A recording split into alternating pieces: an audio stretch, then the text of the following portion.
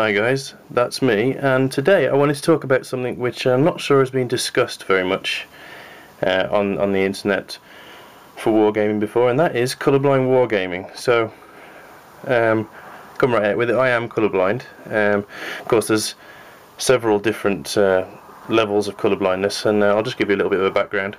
So you've got the full colourblind, which is people who see in grayscale, and then you've got the different types. The most common of which is the red-green. Now, looking at this here, you're going to be thinking, why has he painted his miniatures in red and green? But I'll come to that possibly later on in the video.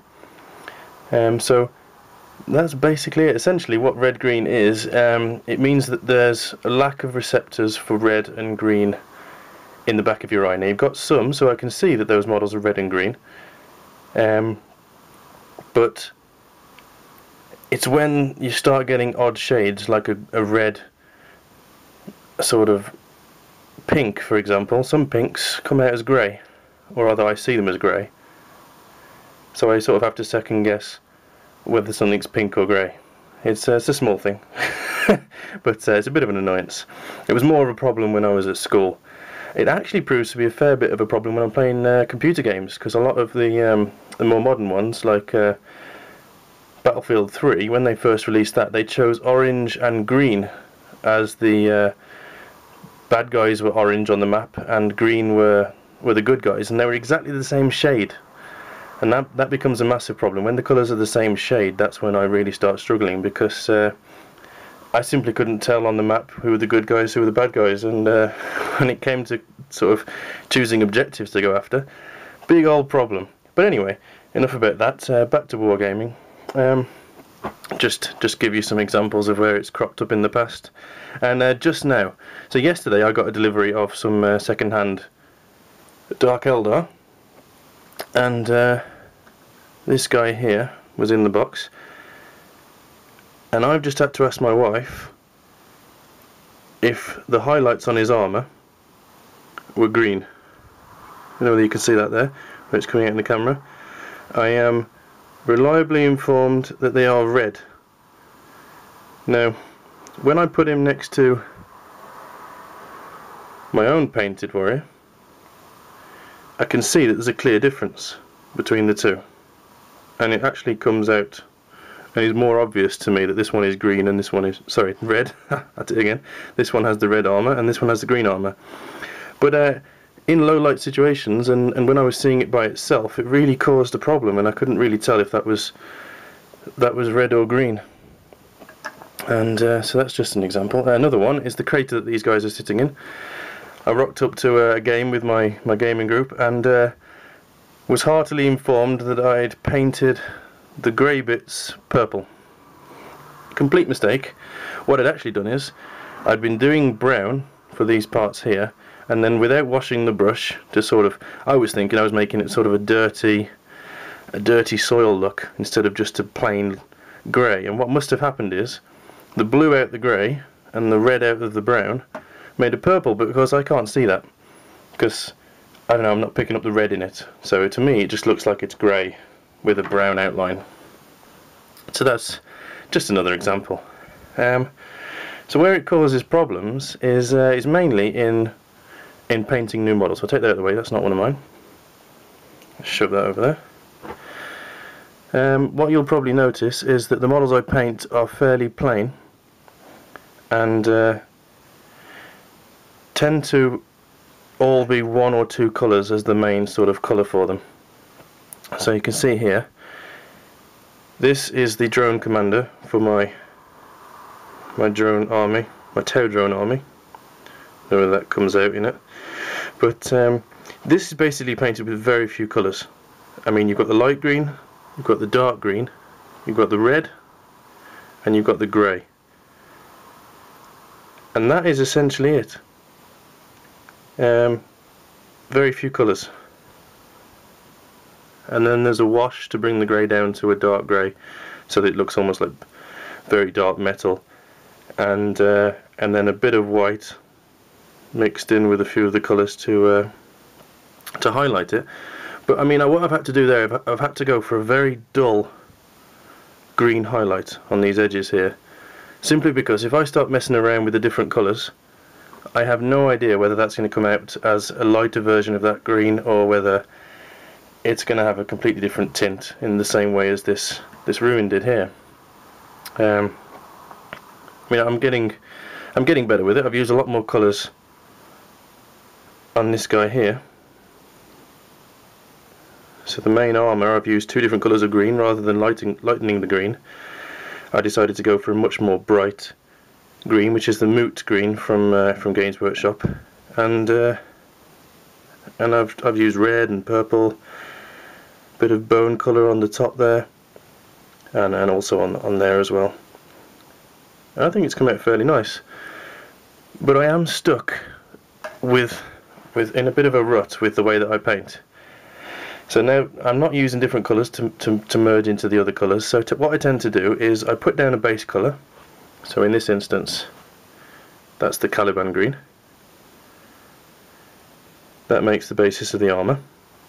Then I've dry brushed the Moot green on, which gives it all the highlights. Oh, nearly dropping it.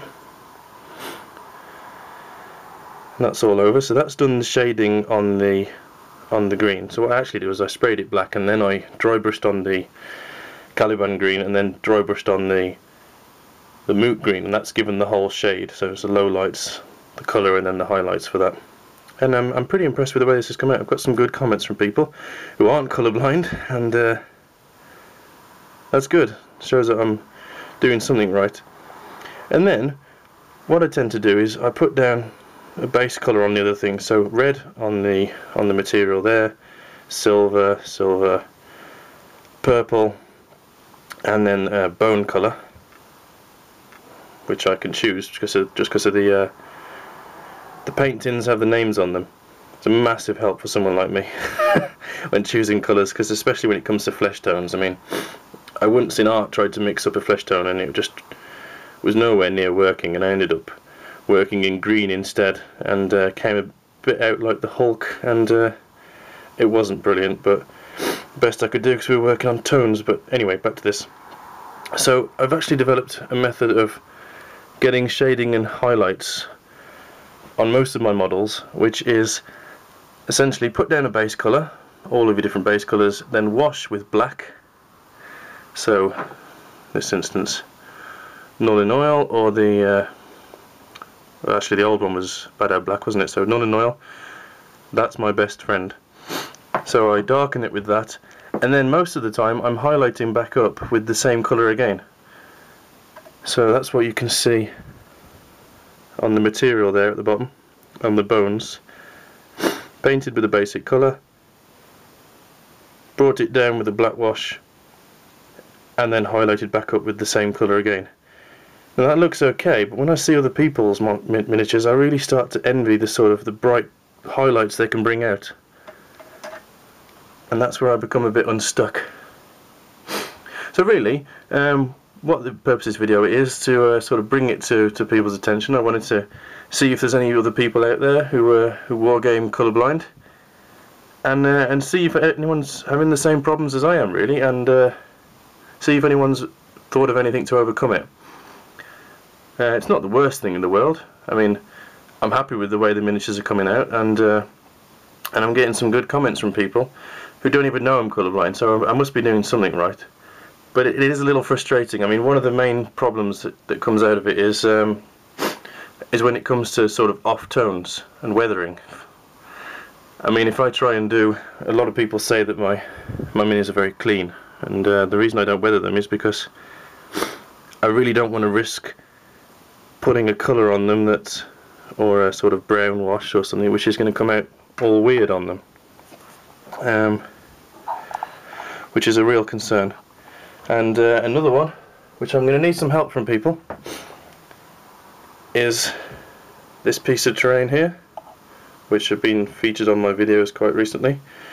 And of course I'm going to have to think of some colour to do on these pieces here and these pieces here, other than just keeping it grey and maybe a metal colour. I really want to add some colour to it. But what makes me concerned is that I'm going to have to put a sort of dark, dulled down, weathered version of a colour on there. And I really don't know what that colour is going to look like to other people. It sounds odd, but it's a bit of a concern, and I sometimes find that I'm working with such few colours. Like most of my terrain that you can see on my early videos are shades of grey for concrete, and then the metal bits are all rusted with a bright red and a brown and then a dark wash, and yeah, that's basically it. That's the whole colour for them, and they're looking very samey and not as good as other people's who look much more colourful, and I really envy those sometimes. But that's it really. I did mention earlier in the video that I've used red and green on my models a lot, and the main reason for that, I'm not sure if it's something that's linked to my colourblindness, but wherever you get red next to light green of the same shade, sorry for sniffling, I seem to be coming down with a bit of a cold, so if wherever I get red next to dark green, for some reason in my eyes that really sort of stands out. I almost get a dark line between the two, which makes it sort of pop out. So for example, when you go to the opticians and they use those red and green squares, so you can see two squares, where those two squares meet, I get a very dark line down the middle. Not sure if that's because the colourblind, for everyone sees it again. Leave some comments if you see the same thing. I'd be really intrigued to know if that's the case. But yeah, so there's less of a bearing of my soul and more of just curious really as to whether other people have a problem, if anyone's thought of ways to get around it, if anyone can give me a bit of advice really. But I hope I've explained it well, and if anyone's got any questions, let me know. I'll be happy to answer them. And yeah, so that's it for today. Stay well guys, I'll see you in the next one.